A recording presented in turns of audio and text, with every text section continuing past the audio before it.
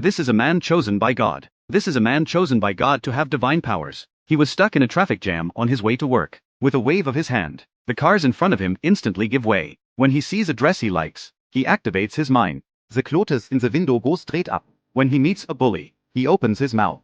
The boss runs away in fear. But who would have thought? This man of immense power, Just Adiago, was an unlucky man. He was kicked out of the office for being late in the morning. On his way home, he was beaten up by a group of gangsters. In the evening, he drove out for a walk and crashed into a utility pole. That's when the man exploded. He cursed at the heavens, complaining about God's injustice, and he never stopped spraying. Then the pharmacist's beeper rang. It was an unknown number. The next morning, the man called the number back.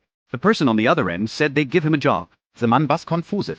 Is it because of yesterday's complaints? The newly unemployed man rushes over there, but when he gets upstairs, he realizes there's only one old black man in the whole building, and the old man claimed to be God. He shows the man a file cabinet of his life. Inside were all the complaints the man had made to God over the years. And God said, since you don't think I'm doing a good job, you raise a God. Once you get out of this building, you'll have all the power of my God. The man was terrified. He turned his head and ran. He kept reassuring himself that he was just hallucinating. He rushes to his car, but the car wouldn't start. He said he'd start it, and the owner of the car started it. But when the man came to the restaurant, he tried to ask the waiter for a spoon. The spoon came right out of his mouth. The old man was baffled. The man finally believed that he had become God. He was happy in his heart. Then the old man appeared again. So God came to explain his work. He told the man, you can use God's power as much as you want, but there are 2 rules. First, you can't tell anyone you're God. Secondly, you can't change people's will. And with that, God went on vacation. Now the man is the substitute God.